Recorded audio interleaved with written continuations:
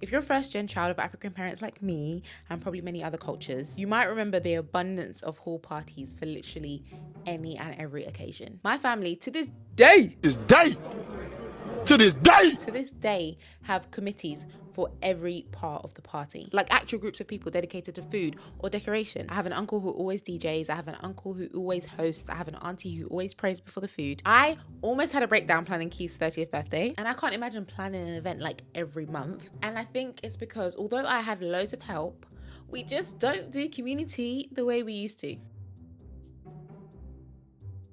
Hey guys, welcome back to my channel. Hope you are good, hope you are well. Speaking of doing community, I want to give a shout out to today's sponsor, Sky. In this video, we're going to touch on how community just isn't quite like it once was. And some of it's our fault, and some of it not so much. And for the things that are out of our control, I'm all for technology making things that little bit easier. Which is why I've been loving these Sky Live features, including video call and watch together. Video call, it does what it says on the tin, letting me communicate with my family in high quality on my big screen Sky Glass TV. That makes the experience that much richer for me, especially when life is busy and I haven't been able to visit them in a while. But my favorite feature is definitely watch together, because my family and I, one thing about us, we love to watch movies and TV shows together. And so being busy is kind of reserved for those times when we're actually together in real life. But now I'm able to replicate this even when we can't be in the same room physically, and that is a game changer. No more ready, 3, 2, 1, press play and having the phone on speaker, which I admit I've done in the past. And when you're a Sky Live customer, you get unlimited watch together, so perfect for binging. I also love the fact that I can play games with the hands-free and immersive play feature, which for me is a way that I de-stress. And you already know I'm on this fitness journey because I'm turning 30. I know it's a shocker because I haven't mentioned it much, but I am. So working out with Sky Live is my new favorite way to get active at home. It has body tracking technology, so I can be super specific with my reps and get real-time feedback. I basically have a personal trainer on my TV. Let me know what you think of Sky Live. I have more info down in the description. You can even book an appointment at Sky Store to find out more about it for yourself. We know that historically we lived, we ate, we celebrated, we even died in community. And you could argue that this is the natural, innate way of doing things, because if you look around, most animals, insects, etc., this is how they live. And if we go back to my initial example of my family and their hall parties, I think the explanation somewhat lies in there. Or one explanation, one theory. My parents, many of our parents, came to this country in waves. My mum was born in Tanzania. She came to England as an adult alongside many aunties, cousins, friends. Same with my dad, born in Nigeria, came to this country as an adult. And naturally, when we enter new environments, our awareness is like heightened, and we are subconsciously or consciously on the lookout for danger. And then naturally, when we feel unsafe, we look for safety in what's familiar. And in many of our parents' case, that was home culture, home food, and mainly people. This is why when my mum came to this country, she quickly became part of this Tanzanian community, and it was formed of people she'd never even met before she landed on English soil, and obviously people that she'd come with. And this is why we see many communities of identity, meaning communities that are formed on a common identity. And in my mum's case, it was her Tanzanian heritage. And you'll typically find this among a lot of older generation ethnic groups. Despite living in an ethnically diverse country, especially if you live in London, somewhere like London, and it's a very ethnically diverse city, our parents somehow end up having friendship groups made up mostly of people from the same country as them. But then you look at me and my generation, and that isn't necessarily the case, because where our parents were sort of thrust into this new environment and therefore sought safety and familiarity, I was born here, and so this is all I know. I'm like a fish to water. I never sort of felt that subconscious need to seek safety in my fellow Tanzanians or my fellow Nigerians. And so my friendship group naturally is more diverse than my mum's. Now, obviously there is some trickle down in that I resonate with people who have similar cultural backgrounds to me. And of course there is some aspect of seeking safety and familiarity, because yes, I was born here, but that doesn't negate the fact that, you know, racism exists, like there's biases are out there, there's lots of things going on, okay? And so that probably explains why most of my friends are black women, and why most of us actually have friends that look like us. But yes, all that to say, I think community was naturally a bigger deal to perhaps some of our parents' generation. But overall, why do I feel like I'm still seeing a decline in the importance of community? And I'm not just talking about having a friendship group, even though that is on the decline too, for sure. I'm talking community. I'm talking doing life with people, raising your children with a tribe of people, raising your children in a village. It takes a village to raise a child. Sharing your money with people. That's a thing that people do. People used to do a lot more. And I know a lot of these big questions are nuanced, and I'm usually quite neutral. Like, I see this side and I see that side. However, on this one I have a clear opinion on. And in my opinion, the right way, the best way, the healthiest way to do this thing called life is in a strong community. If that's not possible for you, for whatever reason that's out of your control, then of course you can still have a great life. Like with most things that are good, not everybody has the luxury of like indulging in those things. And so I'm not saying that without community, like, you're doomed, but I still think that community is the best way to do life. And I think we're losing that value expeditiously.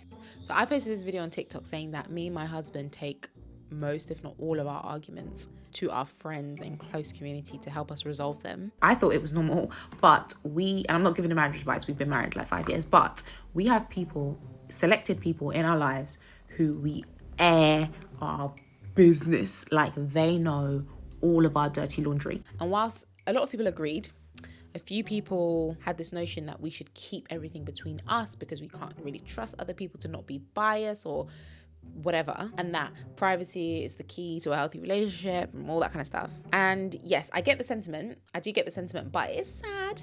I do find it sad that we don't feel like we can even trust our closest people, our actual community, supposed community, to operate with our best interests at heart. Like, call me naive, right? And I know there's this, because there's this saying that your man's friends are not your friends.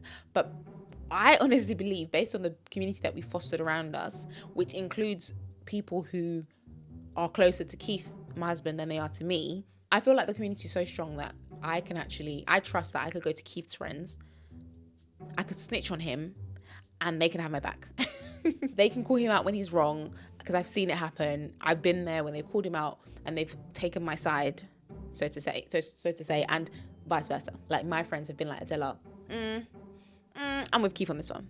For me, living in community means making life-changing decisions in a group. Like, we talk to our siblings, our parents, our close friends about life decisions, business, property, finance. We lend money to friends in need when we can. We've had friends and family lend money to us when they can. And currently the kids in our family are raised in the family, in the community. And I plan to do the same when I have kids in the future. Yes, of course, we have boundaries. And yes, if something needs to be kept private, it will be kept private. But I actually can't think of one thing, using my marriage as an example, I can't think of one thing that no one else knows about. Like, things between Keith and I that not one single other person knows about. I'll be real, I don't think there is that thing. And I think it's important, and it sounds, even as I say it, it sounds crazy that we don't even have anything that we keep between us. But if there's something that big or that deep that we naturally would want to keep it secret, I'm pretty sure there's been at least one person that we've confided in. And I get that. I think losing that sort of, living life as a community, as a group, as a village, I think, yes, it might feel like freedom, and especially if maybe your natural initial community is your family, right? Which I think a lot of people lean on. It has to be your family, which doesn't necessarily have to be, but say that's your situation and it's not the best environment. Losing that community can feel like freedom. It's freedom to sort of live your life however you want, and I would argue live your life with less or no accountability. But is that really healthy long term, or does it lead to bad habits, loneliness, and isolation? Plot twist: it does lead to bad habits, loneliness, and isolations, as the stats will show. And we've been hearing about it so much recently, like how lonely this generation is, how lonely people are. And I mean, we can't argue with it. Even if you haven't looked at the stats, like, just, can you not feel it? I can feel it. I feel lonelier now than I did when I was young, when community was really rich. And I just think there's just so many reasons for that. And lack of community and a move towards individualism, I think, is definitely up there. Top two, not two, one, two, top two, top one, number one is the reason. And study on this, like this, I was going to say the West, but actually studies say it's more, we study the West a lot and we blame the West for a lot of things. And I blame the West for a lot of things, but apparently it's a global move. This global move to individualism, studies on it list things like narcissism, things like rising divorce rates as indicators of this move. These are the markers that studies are using to say, okay, we're moving away from community and more towards individualism. These don't sound like good things to me. And yes, I said before, but it's not totally our fault. I don't think many things are 100% our fault, like victim versus perpetrator, right? And I read about this thing called social atomization, which is essentially the fact that what once made up a functioning community over time has broken down into smaller functioning parts. So you could argue that people have never really tried to build community, but that it was a given because they were living in a time where less technological advancements compared to now, it meant that you couldn't even make friends or communicate with friends far away. You definitely couldn't work that far away from your home. And so it's more likely that your everyday life was spent with people, the same people, probably from the day you were born to the day you died. Now, society has developed to a point where it's very unlikely that your office or your workspace is going to be around the corner from your house. And so any work friends you might make will probably be from across the city, maybe even across the country, maybe even a different country nowadays if you think about remote working. Homes are no longer built as like mixed use developments. You know, like when the coffee shop was downstairs and the house was upstairs and the corner shop was here, and there are way more sort of suburban neighborhoods. Like if you think about new home developments, they're usually suburban in the way that they're built. And so it means that everyone gets in a car, gets on the bus, gets on the train just to go to the supermarket. And we don't really sit around the neighborhood or the block or the estate sort of hanging out with our neighbors anymore. That doesn't really happen. I'm pretty sure I read somewhere, I can't find the stat, but I'm pretty sure I read somewhere that they're like, nobody communicates with their neighbors basically anymore. And then don't get me started on social media, which somehow manages to connect us and disconnect us at the same time. Like social media was almost developed as a solution to the lack of communication. And yes, they've made us more digitally connected, but physically speaking, no. And so you could argue that actually communities might be on the rise. Digital communities for sure, cyber communities, cyber friendships, cyber relationships, but at the expense of real life communities. Things like dating have even been technologicalized to fix a problem created by technology. And again, I'm not against it because it feels like a necessary technology, like being able to date digitally. But the fact still remains that is only necessary because of a problem caused by the same technology in the first place. It's all very confusing. But then, on the other hand, we could argue that this lack of community and this move towards individualism is our fault. Because yes, we're victims to the society that we live in, but we also have autonomy. We're big kids. Big kids? Wow. I was going to say we're adults, but yeah, we are big kids. You know what I'm trying to say. Going back to my earlier comparison between me and my mum, like I said, since I was raised in this society from birth, the nature of my environment and its effects on me could easily, and sometimes do easily, go unnoticed. It's just the way things are. I always have to make a conscious effort to question my way of life and the way that it's impacting me. Capitalism. Capitalism is a great example of this. Having been born into a capitalistic society, all I know is grind, work hard, work your way up the ladder, get out of the rat race, like that's the mentality I've grown up with. That's all I know. But guarantee, if I was to go to like a remote village or like a tribe somewhere where community is the norm, like extreme level of community living is the norm. The idea behind traveling far for work, working 60 plus hours a week, not seeing your family because you're out working, in the name, might I add, in the name of money, in the name of a bigger house, in the name of a bigger car, in the name of material possessions, designer clothes, what have you. I'm not talking basic necessities, I'm talking excess, I'm talking consumerism.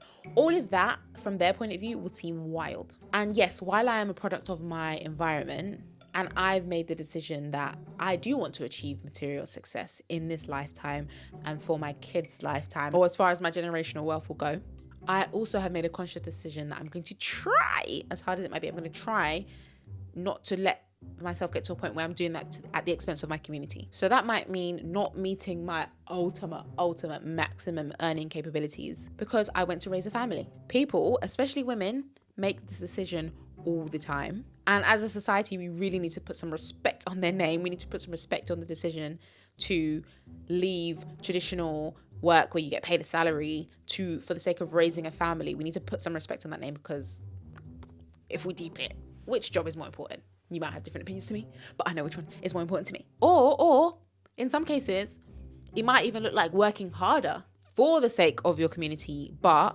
reprioritizing your priorities. Like it might mean not packing up and moving to Dubai, where we know that our money would stretch and our quality of life would be much better. And instead, staying in this city of London, which sucks my bank account dry because my family and my friends live here. So I could probably make more money and I could probably have a better life, quote unquote, materially speaking, but my community would not be there.